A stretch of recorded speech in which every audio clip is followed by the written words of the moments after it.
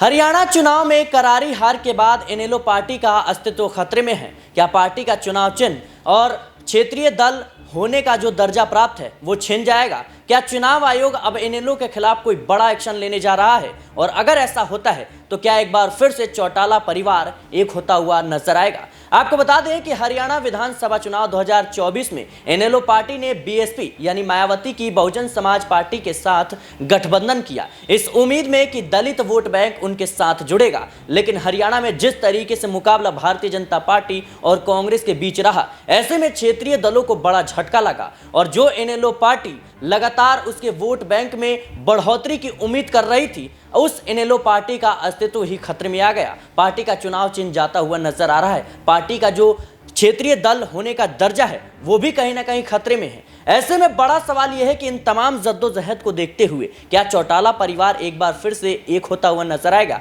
क्या दुष्यंत चौटाला एक बार फिर से परिवार के साथ जुड़ते हुए नजर आएंगे? क्योंकि देखा जाए तो 2024 के विधानसभा चुनाव में दुष्यंत चौटाला कहीं ना कहीं करारी शिकस्त झेल बैठे और उचाना कला से जिस तरीके से वो उम्मीद कर रहे थे कि उनकी जीत होगी, लेकिन वो छठे नंबर पर रहे। कई निर्दलीय जो प्रत्याशी थे वो भी उनसे आगे थे। ऐसे में बड़ा सवाल ये है कि दोनों ही पार्टियों का बुरा हाल है। भले ही इनेलो ने 2 सीटें जीती हो, लेकिन उसके वोट प्रतिशत लगातार कम आके जा रहे हैं और 4% उसके वोट हैं। और ऐसे में नियमों के अनुसार 6% से अधिक वोट शेयर होना चाहिए, तभी जो पार्टी का चुनाव चिन्ह है वो सुरक्षित रहेगा या फिर क्षेत्रीय दल का जो दर्जा है वो नहीं जाएगा। लेकिन पार्टी लगातार उसमें उसके ग्राफ में देखा जा रहा है कि गिरावट आ रही है। ऐसे में बड़ा सवाल है कि क्या चौटाला परिवार जो है एक होता हुआ नजर आएगा? मेरे साथ नाजमिन है इस मुद्दे पर विस्तार से चर्चा करने के लिए। नाजमिन, कैसे देख रहे हैं आप और क्या पूरा ये सिनेरियो है कि लगातार इनेलो को लेकर सवाल उठ रही हैं? देखिए, बिल्कुल हरियाणा में अगर हम बात करें इंडियन नेशनल लोकदल की, इनेलो की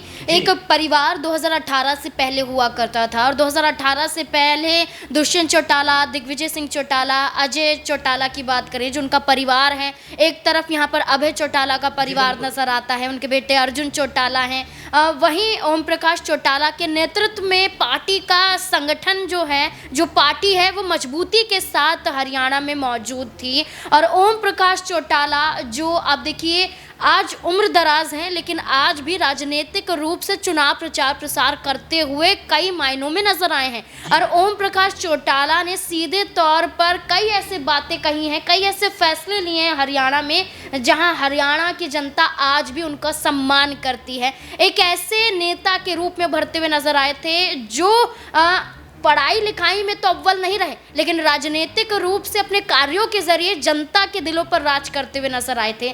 लेकिन ओम प्रकाश चौटाला को जेल पहुंचाने का काम या उन पर लगाए गए गंभीर आरोप, इन आरोपों के चलते ये दर्शाया गया कि खुद ओम प्रकाश चौटाला और अभय चौटाला और जो अजय चौटाला हैं वो अलग होते हुए नजर आए। और आप देखिए 2018 का वो साल था जब जननायक जनता पार्टी का गठन होता है, जिसका सबसे बड़ा कारण ये भी बताया जा रहा था कि जननायक जनता पार्टी का जो अलग होना है इसका मकसद निजी कारण तो था ही। ये कारण तो था कि ओम प्रकाश चौटाला को मुश्किलों में डालने का काम ये अभय चौटाला के जरिए आरोप लगाए गए थे कि अजय चौटाला ने ये काम अपने पिता के खिलाफ किए हैं। लेकिन दूसरा आरोप राजनीतिक रूप से ये था कि परिवार में इस बात पर भी कलह थी कि हरियाणा का मुख्यमंत्री चेहरा कौन होगा। अजय चौटाला खुद अपना चेहरा आगे करना चाहते थे, अभय चौटाला अपना चेहरा आगे करना चाहते थे और यही कलह बड़ी बनी और हरियाणा में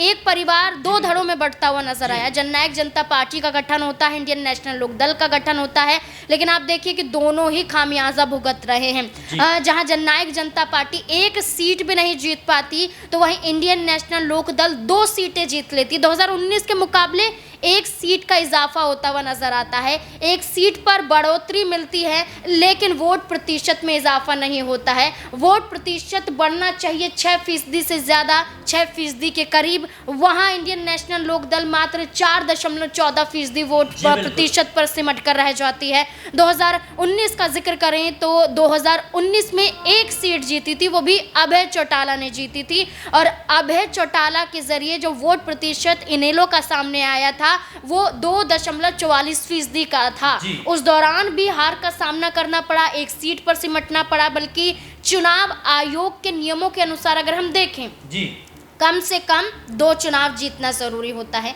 चाहे वो चुनाव लोकसभा का हो चाहे वो चुनाव विधानसभा का हो, आपको 2 चुनाव जीतने हैं। दूसरा, अगर हम बात करें चुनाव आयोग के नियमों के अनुसार, लोकसभा में 8%, विधानसभा में 6% वोट प्रतिशत का जरूर होना एक क्षेत्रीय स्तर की पार्टियों के लिए जरूरी हो जाता है। लेकिन दोनों ही सूरतों में देखें इंडियन नेशनल लोकदल वो पूरा नहीं कर पाया। 4 चुनाव इंडियन नेशनल लोकदल हारा, 2 लोकसभा के और 2 विधानसभा के। लोकसभा का जिक्र करें 2019 में भी यही तस्वीरें देखने को मिली। 2024 के लोकसभा की बात करें तो इंडियन नेशनल लोकदल खाता नहीं खोल पाती है, 0 कुछ फीसदी पर सिमट कर रह जाती है। तो आप अंदाजा लगा सकते हैं कि इंडियन नेशनल लोकदल का जो जनाधार हरियाणा में कम हुआ है, इसकी सबसे बड़ी वजह यह भी हो सकती है कि परिवार अलग हुआ है, और सबसे बड़ी वजह यह भी हो सकती है जिसका खामियाजा कांग्रेस पार्टी भुगत रही है। कांग्रेस पार्टी में किस बात की लड़ाई थी? यही तो लड़ाई थी कि मुख्यमंत्री चेहरा कौन होगा। लेकिन नाज़मीन मैं आपको रोकना चाहूंगा, सवाल यह है कि आखिर जब दोनों ही पार्टियों का अस्तित्व खतरे में है, इनेलो और जननायक जनता पार्टी जहां 2019 में 10 सीटें जीती थी, वहीं इस बार खुद जो कह सकते हैं कि दुष्यंत चौटाला वो अपनी सीट नहीं बचा पाए, और वहीं देखा जाए तो इनेलो का भी वही हाल है, भले ही 2 सीट जीती हो। लेकिन बड़ा सवाल यह है कि दोनों ही पार्टियों को अब देखा जाए तो परिस्थितियां सही नहीं है, तो क्या संकेत मिल रहे हैं कि परिवार एक होने के? देखिए, बिल्कुल आपने बखूबी कहा कि जननायक जनता पार्टी का जो जनाधार है वो इंडियन नेशनल लोकदल की तरह ही नजर आता है, लेकिन जननायक जनता पार्टी ने 10 विधानसभा सीटें जीतकर साबित कर दिया था कि वोट प्रतिशत उनके पार्टी के और नियमों के अनुसार है, चुनाव आयोग के। और चुनाव आयोग के जरिए देखा जाए तो 2019 के लोकसभा विधानसभा चुनाव में बेहतर प्रदर्शन जननायक जनता पार्टी का रहा, लेकिन 2024 में लोकसभा चुनाव में भी सिमटती हुई नजर आई, विधानसभा चुनाव में भी जननायक जनता पार्टी सिमटती हुई नजर आई, और ये भी दावा किया जा रहा है कि 2029 तक का समय अभी भी बाकी है। 2 चुनावों में अगर प्रदर्शन बेहतर नहीं होता है, जो हाल आज इंडियन नेशनल लोकदल का है वो जननायक जनता पार्टी का हो सकता है। देखिए, जननायक जनता पार्टी को समर्थन भारतीय जनता पार्टी का नहीं मिल रहा है, अगर मिलता तो लोकसभा चुनाव में सीटें दी जाती। कांग्रेस पार्टी से कितनी मदद मांगी गई, दुष्यंत चौटाला बार बार कहते हुए नजर आए कि राज्यसभा में हम समर्थन करने के लिए तैयार हैं, किसी कैंडिडेट को तो आगे करिए। लेकिन चुनाव आते आते तो उनके विधायक खुद उनको छोड़ के भाग गए। बिल्कुल, यहाँ पर आपने बखूबी कहा कि दुष्यंत चौटाला जिस उम्मीद के साथ थे, उनके विधायक ही साथ छोड़ते हुए नजर आए।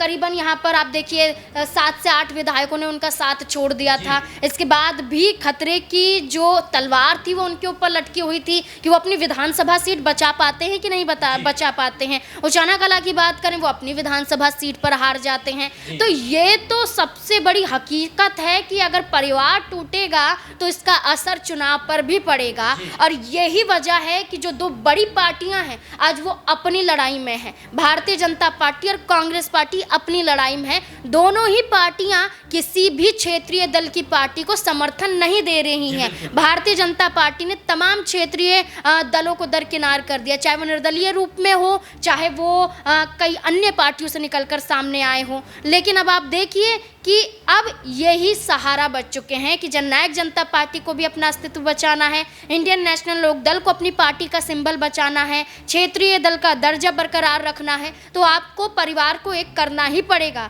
आज देखिए, बसपा जो है वो क्षेत्रीय स्तर की पार्टी नहीं है, वो आप राष्ट्रीय स्तर की पार्टी है, लेकिन आज उसका क्या जनाधार है? एक भी चुनाव नहीं जीत पा रही है, अन्य राज्यों में चुनाव लड़ती हैं, सीटें नहीं निकाल पाती हैं। तो जब क्षेत्रीय स्तर की पार्टी की बात आएगी तो यही सवाल खड़ा होगा, जब राष्ट्रीय स्तर की पार्टी का जनाधार खत्म हो रहा है तो अपने जनाधार को बचाने के लिए जननायक जनता पार्टी और इंडियन नेशनल लोकदल को हाथ मिलाना पड़ेगा। जी बिल्कुल दर्शकों, हरियाणा की राजनीति काफी ज्यादा दिलचस्प होती जा रही है, क्योंकि भले ही वहां पर चुनाव समाप्त हो गए हो, सैनी की सरकार बन गई हो, लेकिन फिर भी जो क्षेत्रीय दल की पार्टियां हैं उन पर कहीं ना कहीं कई सवाल खड़े हो रहे हैं, और जाहिर सी बात है इनेलो पार्टी पर जिस तरीके से खतरा मंडरा रहा है, अब सुबह की राजनीति में एक सवाल ये उठ रहा है कि क्या जननायक जनता पार्टी जो कह सकते हैं कि दुष्यंत चौटाला है वो परिवार के साथ आते हुए नजर आएंगे? ये काफी ज्यादा दिलचस्प होगा। फिलहाल के लिए इस रिपोर्ट में इतना ही। इस रिपोर्ट को लेकर आपकी क्या राय है हमें कमेंट बॉक्स में जरूर बताएं। देश और दुनिया की तमाम खबरों के लिए